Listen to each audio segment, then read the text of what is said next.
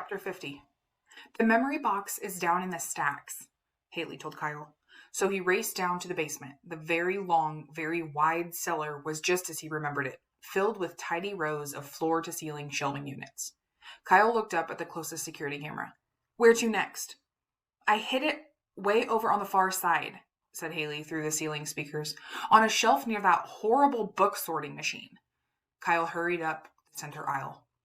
Suddenly, a very heavy metal bookcase thundered in from the right, sliding like it was on roller skates.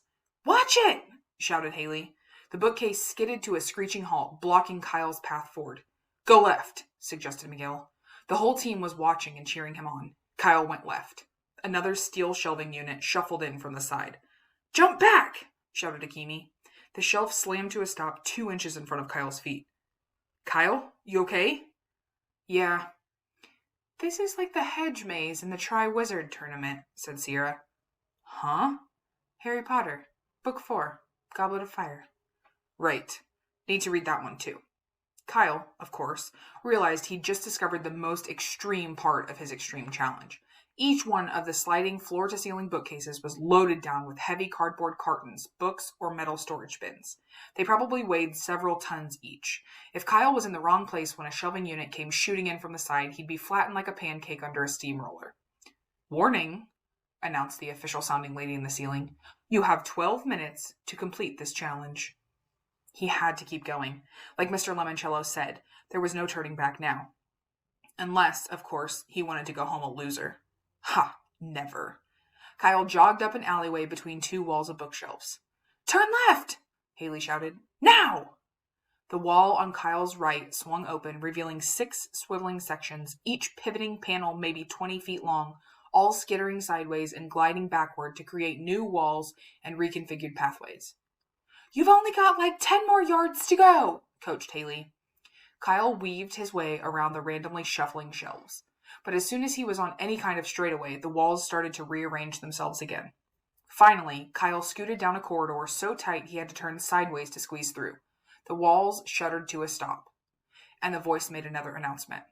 Warning, you have 8 minutes to complete this challenge. I'm trapped, Kyle shouted. There's no exit. None of his teammates said anything for a real long time. Finally, Sierra's voice rang out from the overhead speakers.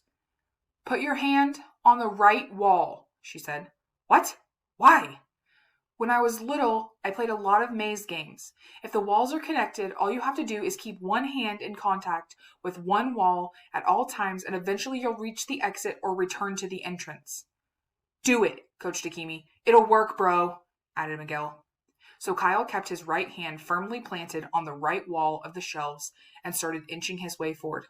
Go, Kyle! Cheered Haley. Hug that wall! Hug that wall! The passageway widened. Kyle kept his hand glued to the right wall and went around corners, through switchbacks, until finally he stepped into an opening near the book return conveyor belt. You made it! Shouted Haley. Woohoo! All the shelves streamed back into their orderly church pew positions. Good, said Kyle. Getting out should be easier than getting in. Where's the box, Haley? I put it on the shelf. Which one? That one.